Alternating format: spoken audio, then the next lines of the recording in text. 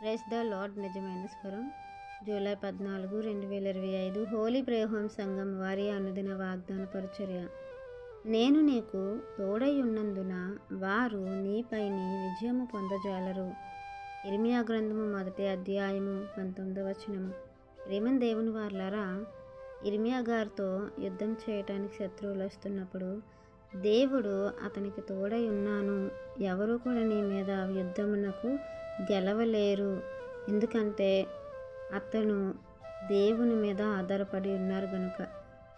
దేవుడు నీవు వెళ్ళి ఇశ్రాయేలు జనాంగానికి నేను నీకు ఆజ్ఞాపించినవన్నీ వారికి తెలియచెప్పు, వారికి ప్రకటించు, నువ్వు భయపడకు. ఒకవేళ నువ్వు భయపడినట్లయితే ఆ భయమును వారి ఎదుట నేనే నీకు పుట్టిస్తాను, నీ భయమును నేను తెలియపరుస్తాను అన్నట్లుగా దేవుడు మాట్లాడతారు.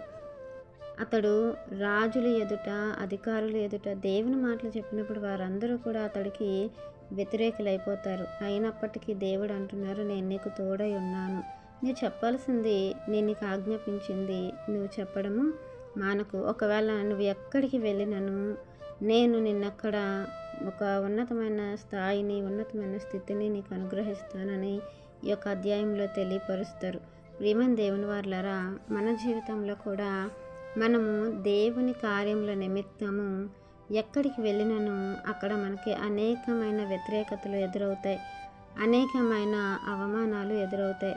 అందరూ కూడా మనకు వ్యతిరేకులైపోతారు. అలాంటి సమయమున దేవుడు మనకు తోడై ఉంటారు.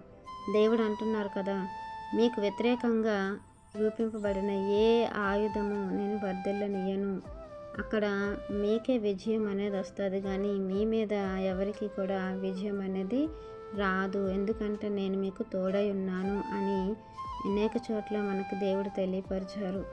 మనం చూసుకున్నట్లయితే రోమలకు రాసిన పత్రిక 8వ అధ్యాయం 31వ వచనంలో ఇట్లుండగా ఏమందము, దేవుడు మన పక్షమునుండగా మనకు విరోధి ఎవడు? నిజముగానండి, దేవుడు మనకు పక్షంగా ఉంటే, దేవుడే మనకు అండా కొండై కోటై ఉంటే మనకు విరోధి ఎవరు? ఎక్కడికి వెళ్ళినా మనకి విజయమే తటస్థిస్తుంది. దేవుడు తన నామాన్ని మహిమపరుచుకుంటారు, మనలను హెచ్చిస్తారు. మనము దేవుని నామాన్ని మహిమపరచు నిమిత్తము, దేవుని యొక్క ఉద్దేశాలను ప్రకటించు నిమిత్తము ఏది ఎదురైనా సరే దానిని దేవుని నామమును ఎదుర్కొంటూ దాటుకుంటూ వెళ్ళవలసినటువంటి అవసరత మన మీద ఉంది, ఆ బాధ్యత మన మీద ఉంది. కాబట్టి ఏ విషయమైనా సరే దేవుడు మనకు తోడై ఉంటారు. మనం భయపడక ముందుకు సాగిపోవాలని, దేవునికి మహిమార్థమే వాడబడాలని ఈ వాక్యం మనందరి జీవితంలో దేవుడు ఫలింప చేయాలని ఆశపడుతున్న వారు దైవజనులు బ్రదర్ నెహెమ్యా గారు. God bless you. Amen. Hi friends, Holi prayer home Gajuwaka సంగమ వారు మాట్లాడిన విలువైన దేవుని సందేశములను మీరు వినటానికి మా యొక్క యూట్యూబ్ ఛానల్ హోలీ ప్రేయర్ హోమ్ను సబ్స్క్రైబ్ చేసుకొని పక్కనున్న బెల్ ఐకాన్ క్లిక్ చేయగలరు.